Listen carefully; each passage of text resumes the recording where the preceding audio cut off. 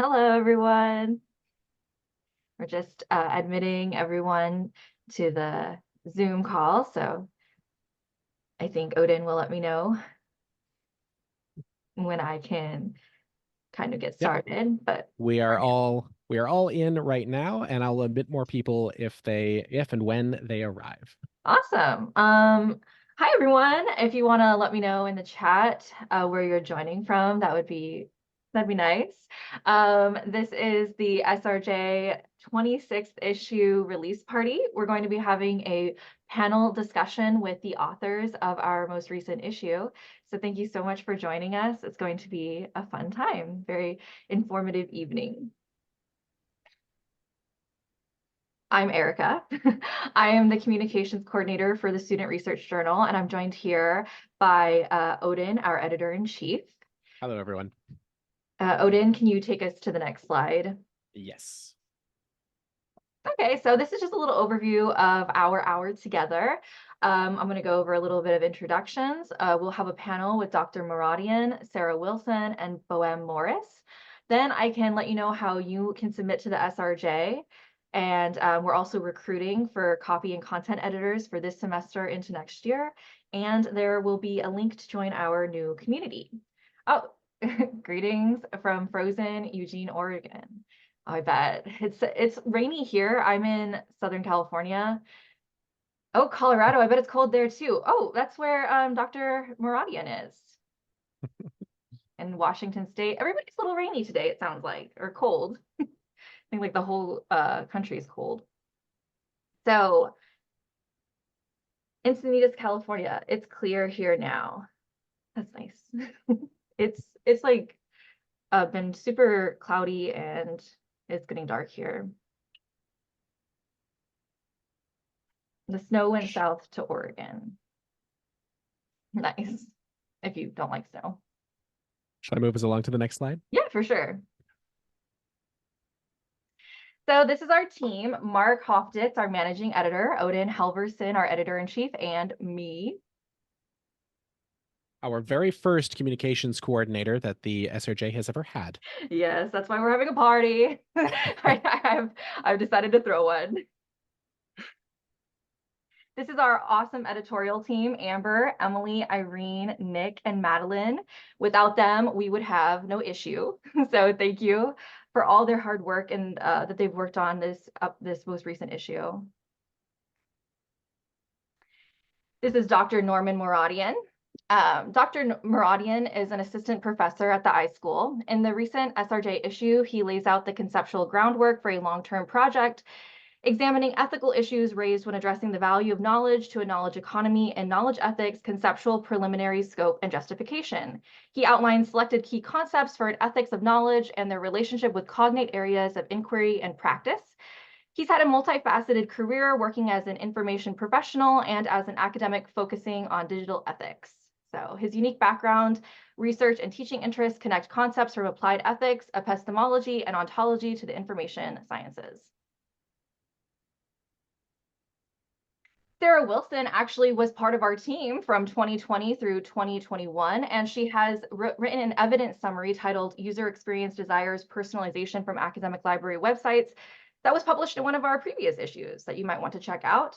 In the meantime, her most recent submission is Diversity, Equity, and Inclusion Analysis Tools for Timely Audits, 2 case studies of Carlsbad libraries.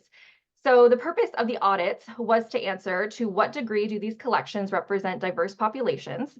She found that diverse populations are underrepresented in each collection, and some groups have no representation at all. Most books with diverse representation lack variety and often do not connect the story to the identity or cultural experience of the diverse characters featured. She holds a BA in theater from the University of California, San Diego, and she's a member of a lot of organizations like the ALA, the CLA, and Reforma, so you may already know her.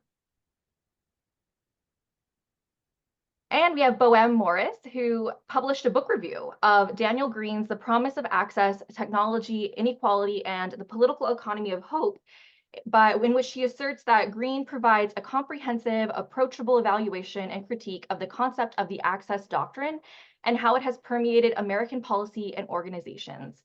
Boheme Morris completed her undergraduate degree in English language literature with a minor in information technology at Southern New Hampshire University. Her future research interests include further exploring the roles of education and preservation in the ever-shifting technological landscape. She currently lives in San Diego and anticipates completing her master's degree this year from the SJSU iSchool. So we have two people from Southern California. Awesome. Maybe you guys can collab together. So shall we get started on the panel? Yes, I will go ahead and spotlight people. Yes, Let me see if this will work. Right. One spotlighted. And Erica, you have the slides ready on your side? Let me see. I lost the slides. They disappeared from the Zoom. Yeah, they will have to disappear from the Zoom in order to showcase everyone. That's fine. So we'll start with Dr. Mooradian. What inspired you to choose the topic? First of all, thanks for inviting me to contribute my work and describe what I'm doing. I'm coming today from cold Colorado, but I am a Southern Californian, and I'll be there tomorrow night. So, we'll have to shed the coats. So the topic is really part of a set of topics I've been thinking about for a few decades. And really going back to 2005, I published a paper on the ethics of knowledge management. I was kind of interested in the question of whether or not knowledge management could be kind of a extractive, maybe exploitative movement, despite it being kind of characterized as the opposite. And I tend to think it's really a positive thing. But I was looking into that, and that's inspired some different lines of research, a couple of papers I'm working on exploring kind of both sides of that I'm submitting to conferences and journals as we speak.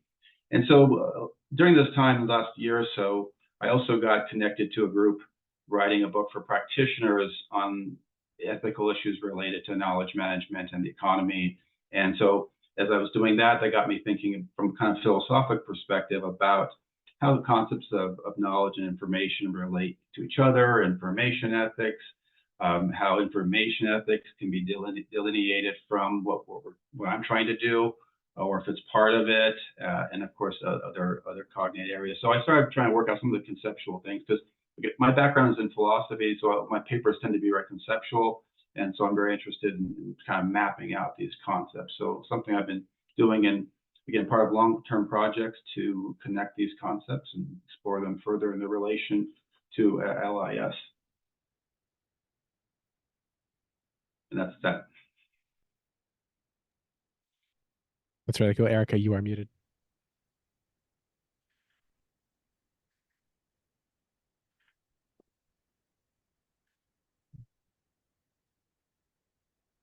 Okay, sorry about that. The setting made it so that I couldn't unmute myself. Sarah, what inspired you to choose your topic?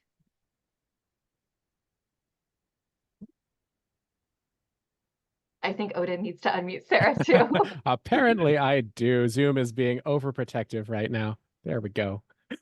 You should have that showing up on your screen. Okay, hi. I first of all want to thank the leadership team at the Student Research Journal, because I know at the last alumni meeting, y'all had talked about doing this, and it's so fun to see something come to life here. That you've taken this concept and you've made it a reality, and that the SRJ also has this opportunity to do something like this that's very social. So that, yay for your first publishing party. This is exciting. What inspired me? Well, I took a grant writing class with Stephanie Girding, and I used my workplace as a place to decide, how I could write a grant proposal and help that. And she, basically asked us all to look at the needs and go from there, and that you draw your proposal from the need. And so it's a really great class, Info 282, if y'all are current students and want to take that class. And the need at that time was we were doing our very first equity training at an elementary school. And I bravoed to my workplace because they interviewed students of diverse backgrounds and got their experiences, and they shared them with us all. And it really resonated with me. And I thought, well, this is something that I would like to address. And it was before they even decided that they were going to add extra funding to buy more books. So it was like, well, where do we go from here? So it, to me, addressed the need of doing a diversity audit to begin with and find out where are we with on this issue.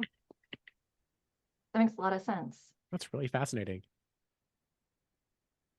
And Boheme, what inspired you to review Daniel Green's book? So I first started this book review as part of an assignment I was working on. 2 semesters ago, I was taking Info 210, Reference and Information Services, as taught by Dr. Jose Aguinaga. And one of the options for the final project was to work on a book review for the SRJ. It worked really well with what classes I was taking at that point and what I was thinking about. And at the time, I was still pretty unsure about my future career path with wide-ranging interests in the LIS field. So Daniel Green's book, The Promise of Access, felt like the natural choice because it dealt with one subject as seen through several fields, including libraries and schools. In the end, that topic felt applicable to my development as a student at SJSU, as I learned more about the dynamics of service and politics in the librarian's life. I like that. I like how everyone has fused their knowledge and real life experiences kind of with their research. You've taken from different parts of your life and brought it to library and information science. So that's really awesome to see. Shall we go to the next question? So how did you approach the research for your editorial, article, or book review? Let's start with Sarah, because you talked about how you had a background already working in these libraries. So how did you approach conducting your research? Well, it's actually interesting because the first time I ever heard of one of the tools that I used to perform the audit was through, the listserv of at SJSU. There was an internship for Diverse Book Finder, and I was like, oh, what is this? And so that's how I got knowledge of that tool. And then, yeah, so it kind of, I was doing the grant writing class later on with the public library. I did an internship and they had done these audits. And then after that, I was like, well, how is this being done, elsewhere in the LIS field? So it just kind of stemmed from there. And I thought it would be a nice way to kind of pull it all together, both the grant writing class, the internship, and the research leading up. And I knew, having been on as an editor of the Student Research Journal, that it was just one of my goals to see if I could actually do this and write an article before I graduated. That's awesome. I totally get that. Sometimes it's part of my goals too. How about Boheme? How did you approach, I know you said it was an assignment. So did you, what went into selecting this book, perhaps, or how did you approach your review? Starting with it, I was just looking at all the books that were available to write reviews on through the SRJ. And I thought about a couple of options. There was a book on archival that I had started looking at too. And then this book just applied to what I was thinking about, and it was something I could access through the King Library, which honestly, important. That all became a really like a big through line through my research, because most of what I was looking for was, things connected to Green's book or Green citations, including Distributed Blackness, African American Cybercultures, by A.J. Brock, which was a really important part of doing the research, and then some other articles that were all open access. And so it all just kind of lined up, and I kept getting more in depth on the main topic, and here I am. Yeah, I'm sure Odin loves to hear open access because that's an important value here too with the SRJ. We love open access journals. Dr. Mooradian, how do you approach your research for your submission? So I have a certain way of kind of approaching my writing, and so this paper was part of that process. And so I start with the idea of I've got a number of topics I've been working on for a while, and problems related to them. So as I go along in my life, I start documenting these in sort of a large document for topic ideas, for presentations and for papers. And then as they start to congeal, I create an individual page for each. This is not too much in the weeds, but I start kind of writing my ideas out. And I have an intuitive conception of what books and authors in the field will be relevant to helping me develop the ideas, clarify them, kind of build an argument, a conceptual mapping. So I start reading them. I take notes on the books. Sometimes this has led to doing book reviews. So I really am a big fan of those because you're really investing time in some books. So I start taking notes and start writing. And as I write notes, I start writing my own thoughts. And over time, I'm kind of from the bottom, I'm beginning to assemble some arguments. And then some of them will go for one paper, some will go into another. A paper I mentioned at the beginning kind of split into two, and so it's 2 live papers now. So I'm constantly writing as I'm right. So there's a kind of circular argument about how to write. You write by writing, and you don't get to the final product until you've written a lot of notes, different thoughts. And then as you get to a paper, there are lots of notes for the next paper or the next 2. So that's kind of how this evolved. And I realized, again, one of the things that really interests me broadly is the relation between information and knowledge. In our field, we throw the terms around like they're equivalent and coextensive. And again, this was related to their implications for our ethics, because I've been doing information ethics for a few decades. And we're changing some of our titles and conceptions. We're talking about AI ethics now. I teach a class on that now. But all of these are kind of pointing at the same element, just touching them from different places. And so, again, that was part of the investigation here. So that's my process. Again, some start with notes, do a book review. If you think you're going to spend a lot of time with a book, might as well write a book review about it and send it to a publisher. Those notes on that book may lead you to your to your own idea for another paper. And so that's kind of my process. Thank you for sharing that insight into your process, because I think that's very helpful for all of us who read a lot and write a lot and maybe don't know what we could do with it. So the idea of, always kind of keeping your writing going, and that one thing that might not, lead to anything of fruition is not useless. It can continue to expand and evolve into something that maybe will be published someday. And I like the idea of reading books with the intent of reviewing. I like that. If you start writing things, you'll always use it. You don't know when and where you will use it, but believe me. I love that. Shall we go on to the next question, Odin? Yes. Okay. Did you encounter any challenges during your research? And if so, how did you overcome them? How about Dr. Mooradian, if you could answer that, since you just shared so much about your process. Have you encountered any challenges during that process? That's a hard question to answer, because the research is a challenge. It's just one big challenge. You're just constantly engaged in it. So like nothing in the form of setbacks, but it's again constantly a challenge to be undertaking this kind of process.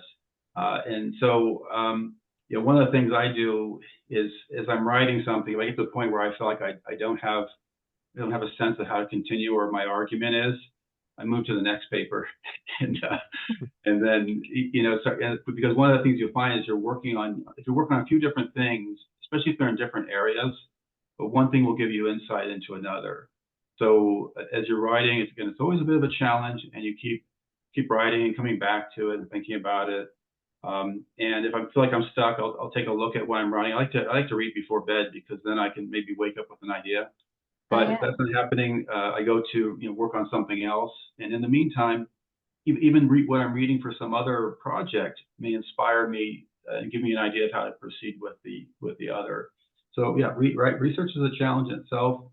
And we're going to talk about peer review publishing. Sometimes you send something and maybe you sent it prematurely to a journal and they send it back, or you send it to a journal that really wasn't a good fit. Those can be challenges in terms of your confidence in what you're doing, but you have to kind of keep at it and try the next place. That's right. How about Boheme? Did you encounter any challenges during, reading your book and doing the review? I really didn't have a lot of challenges during my research. Like I said before, I was really lucky to have easy access to the materials as I was moving forward with my review. The main thing was just finding further research on certain topics. Like I wasn't sure if I had enough understanding of what research had already been done in the area. And that was particularly when I had to go out and find more articles about policing in public libraries, which felt especially relevant to some of Green's points and that I thought could have been elaborated on more, which then led me to an article by Ali Fry and Jeannie Austin called Whose Safety is the Priority? Attending to LIS grassroots movements and patron concerns around policing in public libraries.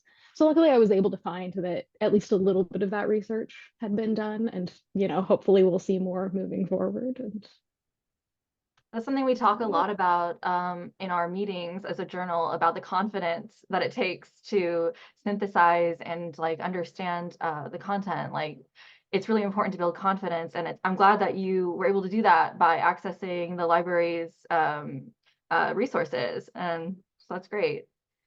How about Sarah? Did you encounter any challenges during your research, and did you overcome them? Yes, time and the capacity to stay awake. That was my biggest challenge.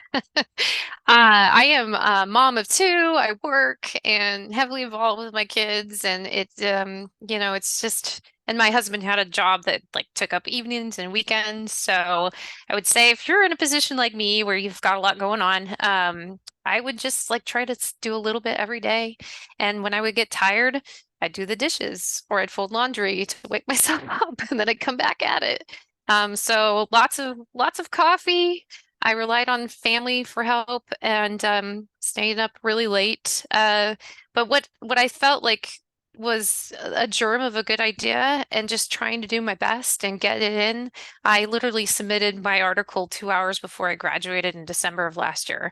Um, so I was working on the day, and then I was like, "Oh, we're gonna do this graduation party. You gotta come." And I'm like, "Okay." And then yeah, and then worked on it before the ceremony and all that stuff. So Wow. sometimes you work on something, even if time runs out and it may not be quite finished. But I was very grateful that the editors at the SRJ thought there was something there and that I had time after I graduated to work on it. So Yes, that's what Odin always reminds me, that you can always, as long as you submit as a student, you can continue to work on it beyond graduation.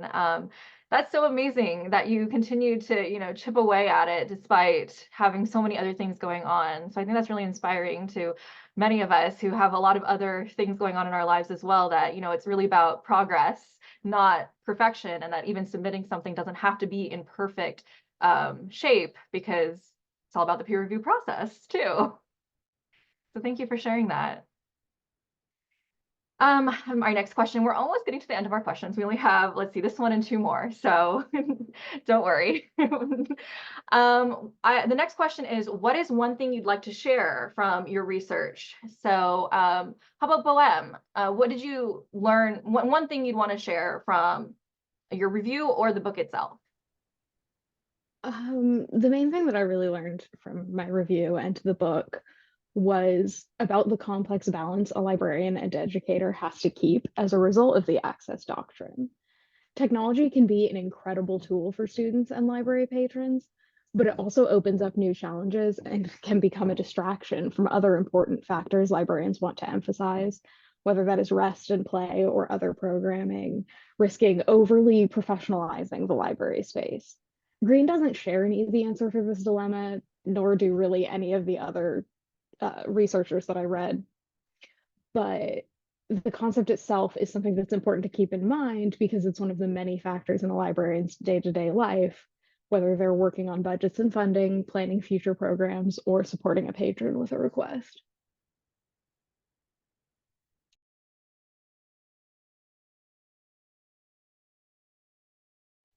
Okay, sorry. Thank you for sharing a little bit of insight into that. How about Dr. Mooradian? What's one thing you'd like to share from your research? One of the long-term questions I've asked, and going back to the 90s, is what is the role of knowledge in our lives, in a good life, in a well-lived life, and under conceptions of flourishing. And so this research goes back to my dissertation, and it continues to be really kind of at the center of what I'm thinking about. And since where LIS is really about the organization of knowledge, it has a really important impact on people's lives. So I'm just trying to account for that philosophically. So one thing that kind of really became a clear thought when I was reading for this paper and some others, or again the related papers, is that this distinction between intrinsic and extrinsic value is really central. It's a philosophical distinction that goes back, but some things we value because they lead to other things, like money. We want it because we can pay for heating. I'm thinking about that because I'm in Colorado. But some things we want because it's just valuable in itself. And so that's been a real interesting theme, and I've been interested in how knowledge is both intrinsically and extrinsically valuable. And that goes back to Aristotle. He made that statement and characterized it in his metaphysics. And so as I was reading, I was realizing when you look at knowledge and knowledge organizations and individuals within it, organizations, at least commercial organizations, value knowledge instrumentally. It gets them to the means, their product, the money that's generated. And individuals value knowledge instrumentally or extrinsically and intrinsically. It's part of their identity, it's part of their growth and flourishing. So there's a kind of imbalance of power between organizations and individuals when it comes to some things they may do. And what I'm thinking about is automation. As organizations try to automate some of the things we do with our knowledge, with cheap counterfeits like conversational AI, what does that mean to us? Instrumentally, we could lose our income, and that's a big deal. But also our identity, and if knowledge has an important place in our flourishing, then the diminution of knowledge in our work is going to be very consequential, because that's where once we leave school, that's where we gain knowledge and develop and collaborate. So that's the theme. That's something that was really quite clear. Yeah, not universities, but commercial organizations value our knowledge in a different way from us, and that makes them hard to negotiate with sometimes. Yes, it's a very relevant topic right now, I can see, and it's very complex, but Yes. it's very important. And I'm glad that you're here discussing it with us, because it is going to become increasingly important to talk about. Thank you for your research into it. And Thank you. Sarah, what is one thing you'd like to share from your research? I just wanted to share, I thought it was fascinating how far these digital tools have come to help librarians assess their collection. And obviously they have their strengths and limitations, but it also just seems like there's more approaching, like in the time of my 2 classes I was taking and doing these audits, Clish and HQ came out with theirs, and so it's only a couple years old. And so I think it's going to be fascinating to see how these tools are going to continue to help librarians be, basically assess what they have, take out the guesswork, and help them with collection management and know where they're at. So I also just thought it was fascinating to see all the categorization of the diversity within. So I'm hoping is that my article will help other librarians be able to tackle this issue for themselves as well. I think that it will achieve that. If anyone's interested in knowing like the specific tools that Sarah used, of course, you can read about them in our issue. She lays it all out there, exactly what tools were used and her findings. So very useful tools. Let's go on to the next question. All right, this one, sorry, Dr. Mooradian, this one you can't answer because you did not partake in the peer review process.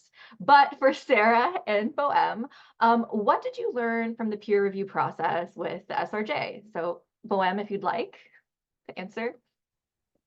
Yeah, the peer review process with the SRJ was kind of revolutionary for me. It involving multiple people was honestly just incredible, because I'm used to peer review as part of a course I'm taking, where you either have one person assigned to you or it's part of a discussion board where you're lucky to get responses at all. So having these true peers who were looking over my work gave me a much needed perspective on my review that was just really great. They were able to strengthen my work by noting where I could improve, whether that was grammatical errors, areas where I could further refer to my research and make better references, or clarifying my wording so that an outside reader could understand my points. That's awesome. I'm glad that you talked about how hard it is to get peer review in other situations, because it can be super hard wanting to get, thorough feedback. So I'm really happy to hear that it was revolutionary for you. That's awesome. Thank you for taking part in the process, because I know it can be kind of a leap of faith and it's a little scary at times, but Yeah, thank you. your openness really matters. Sarah, what about you? I've been lucky because I got to see it on both sides. I got to True. be the managing editor of the Student Research Journal, so I got to see writers and their process. And I feel like that definitely helped my expectations when I went through the peer review process myself. I would say the thing that I learned is that even if you think you're done, you're not done. It's just, yeah, I found the work of the editorial teams over the course that I was being peer reviewed just outstanding. So much good feedback. And it also just got me thinking of other things too as I was going along. I'm not, the section is just not working for me and I need to fix that. And so it was a great experience. And when I did get to the last, like December, I think it was voted right, I was like, am I actually done? I think I might be done. So yeah, it was a 2-year process, for me with this whole Wow, okay. research. And A 2-year process. Wow. yeah, it was. So it can be lengthy, but it's worth it. And this final question, this can be for everyone, because all have now partaken in the peer review process. What advice do you have for others who might be interested in going through the peer review process, or who are actually going through it right now? How about Dr. Mooradian, since you didn't get to answer the last one? I know you kind of mentioned a little bit of this earlier. Yeah, so my experience with peer review, and again, I've gone through it, and I've done a lot of blind reviewing in my career too. When I send something in, I want the editors to say, A, we accept this, and B, we're going to make no changes. Every sentence was perfect and intelligible and balanced and even poetic. But my papers have always been substantially better when it came back with major revisions. Like, rewrite this. We like the idea, but rewrite this. Because when you're writing it, you're having this conversation with yourself in books. And as Plato said, books don't talk back. So you really need that reality check at the end of that process. So I've always found that my papers were much better. I was proud of it when someone, hit it hard a couple times and made me rethink how I was going about it. So I really would welcome, welcome criticism of your paper. You're lucky when people can will read your paper. It's great to get people to do that. So my advice is embrace it, do it. And my other advice is just write. Like, if you like reading, write about what you're reading. If you're in a discipline, it's good to publish because that establishes you as a subject matter expert. So really just embrace writing, get it out in front of people. It's going to be to your benefit. I like that. Yes, definitely go into it with, the expectation of receiving feedback, and it doesn't mean anything bad. It's good. Feedback is good. And I like the fusion of reading and writing, because both can make each other flourish. So I like that. How about Sarah? What advice do you have for others? I think we lost you there for a minute, Erica, but I think you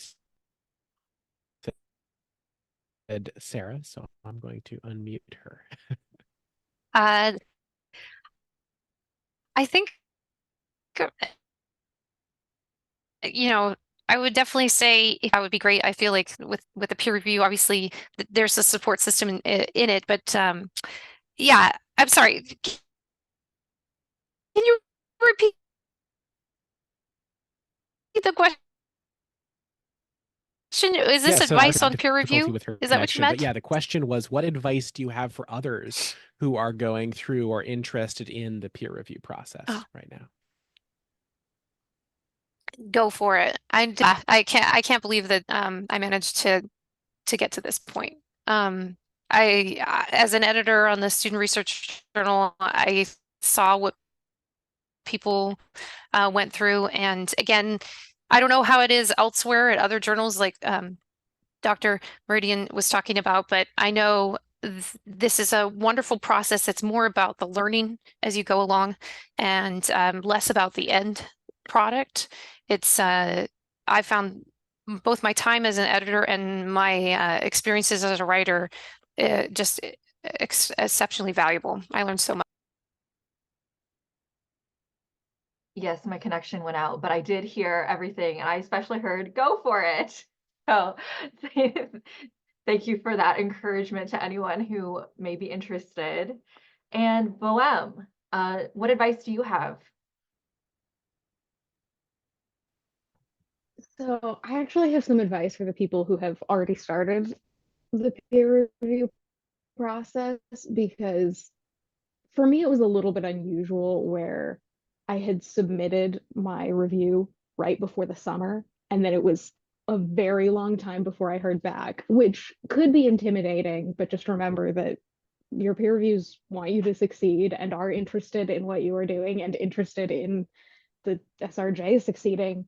And then just don't be afraid to take your time with it, because again, when I got everything back, it was towards the end of finals, a semester or two later, and I just was doing a little bit at a time with the peer review, where I was taking on one section of each review and applying it to my book review, my article.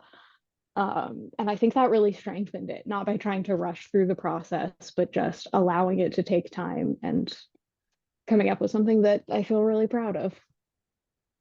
We're proud of you too. I love that everyone has kind of said, like, trust the process, and the process is going to take a while. 2 years for Sarah. It took you months to, actually get started kind of on the editing Boheme. And we know that we've heard that it can take a while to hear back.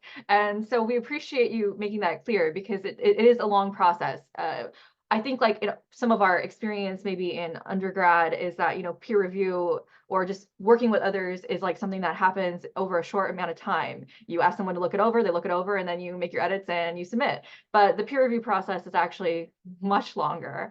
But being patient and trusting the process and giving it time and not rushing, letting everything kind of evolve on its own, I can see how, like, that really leads to a wonderful publication from all of you.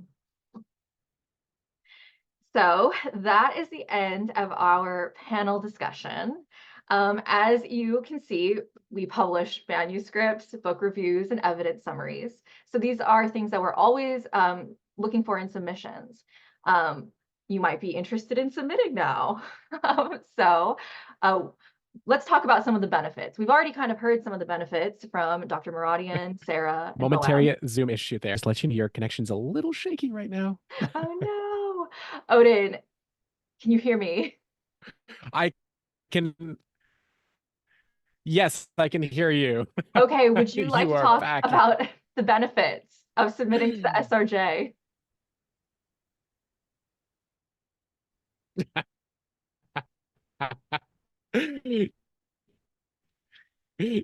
Yes, I would.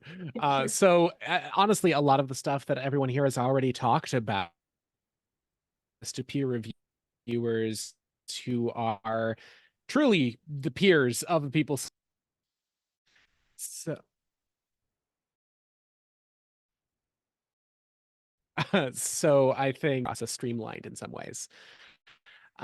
Um, we offer like a pretty detailed review of everything as well. Go into both the content and the copy side of things in a pretty intensive way. This is a great way to prepare for future publication experiences. So even if for some reason you decided to just go through part of the peer review process with us, any time spent working on this is going to make it easier to submit your work to peer reviewed journals in the future. It's a great training ground. We want you to have a really good experience. We want to build a community of scholars who love scholarship, who are excited to do this, to talk with one another, and to have this experience. And I think that's that's an ethos that we would like to see spread out into the world of academia as a whole. We are also, as Erica mentioned in the beginning, the foremost, and I believe still only, fully peer-reviewed, student-led, double-blind, open research journal in this field. And that is quite a feather in the cap, too. We get thousands of downloads from all over the world, from institutional accounts, researchers everywhere, who are doing really exciting work in the LIS Mara field. So finally, for those of you who are just really excited about graduation from this school, this is also a great portfolio artifact. This is a chance for you to have something that says, hey, I have a capstone from my time with this school. And I know, as someone who's done a lot of remote education, it can be really nice to have something in this physical way that you can point to and say, that right there, I'm proud of that. That's mine. So yeah, those are the biggest benefits as an author. And for an editor, a lot of those stack up as well. We offer credit, which is something that other student groups don't do. My position as EIC is actually a paid position, so there's immediate intrinsic benefits. And I like to think that there is extrinsic benefits. There's an intrinsic side to this as well. It's fun to be part of a community. It is just lovely to have other peers that you can connect with on a weekly basis and work with, especially in this, once again, fully online environment. Portfolio artifact remains a major facet of this, and you just get that hands-on experience in academic publishing that you're not going to get anywhere else. Trust me, I've worked at other journals, and this one right here is going to give you better experience than most of the professional ones out there. But yeah, Erica, why don't you take us away to the last little bit here? Yes. Shall we go to the next slide for please join our community? I started a Discord server. A lot of student groups have Discord servers now. There's one for all iSchool MIS students, but there's also one for VCARA. So this is something that we're looking into doing over the next semester, is building more of a research community of students. And so the Discord server will serve as kind of the location for that. So Discord, if you're not familiar with it, is like a chat platform where people can, it's kind of like a chat room in a way, but a little bit more advanced for modern times. So if you want to continue to, connect with us, and join our community, I invite you to use the QR code or the link. It's just getting started, so it's still kind of quiet in there, but it's something I'm working on.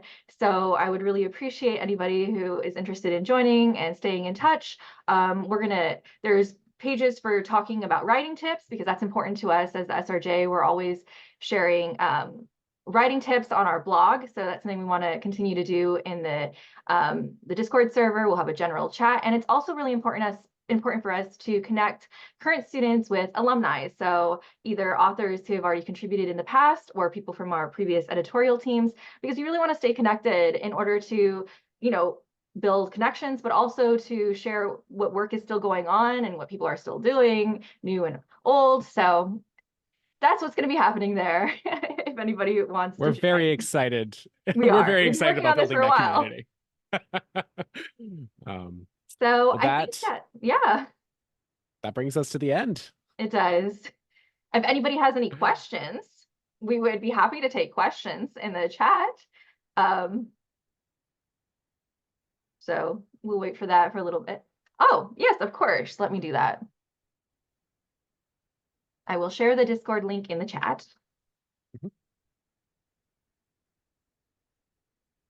And if anybody just wants to unmute themselves, and we can direct questions straight at Anyone?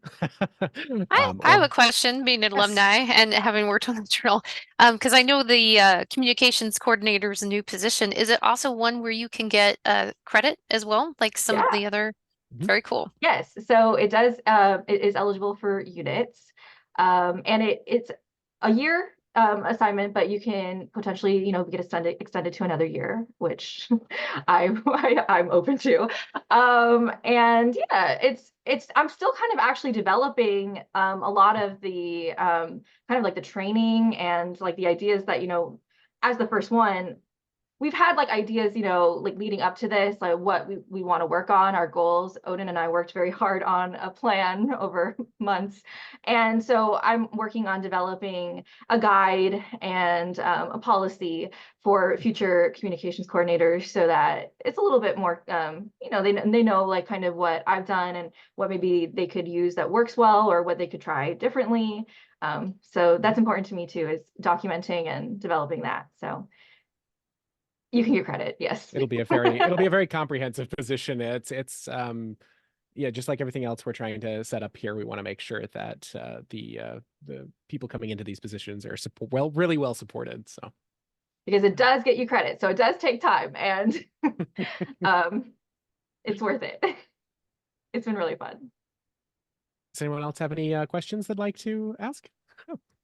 I have another one. What kind of special projects are you currently working on too? Well, that's do you mind if I take this, Erica? Please, yes. Okay. This we have a couple of really exciting ones right now. There's been a lot of work over the last year on internal projects, massive changes to the Google Drive and a lot of other things that are just for us. But right now we have our managing editor, Mark, who sadly couldn't make it tonight because he isn't feeling very well. He is leading an AI working group. Several of our editors are working together to build an AI policy, which is really the first of its kind in terms of being this comprehensive for a journal of our type. The research that they have done is fascinating, and I believe that they just released they just submitted their work to a panel, the PEG panel, I think it is, through SJSU for February. So anyone who is interested in that can check it out there and see what's gone into this. It's I'm hoping to have it in place by May, by the end of my tenureship here. And the other one is something that I'm working on actually, and that is the open source software and higher education community report. So I'm working with a foundation called the Apero Foundation. SRJ is now an official co-author of this report that they are doing. They are reaching out to organizations all over the world, major corporations, as well as major educational institutions, to find out where open source software is being used in education settings. So it's a bit of a nerdy topic, but it's one that I find exciting. I'm excited. I want to know what I'm always asking you for open source and open access tools. So that's perfect for you. It is. He's the open access expert here. Well, I think unless we have any other questions here, we should wrap it up with a huge thank you to our brilliant authors for being part of this issue. Yes, and then thank you for participating in our first panel discussion, our first celebration of the 26th issue. I so appreciate your willingness to show up here tonight and answer my questions and give such awesome, thorough answers that give a really good idea of the process, of what you worked on. And like, I love hearing how meaningful it's been for all of you to join with us in the SRJ. So thank you. Cool. And thank you for everyone who came to watch.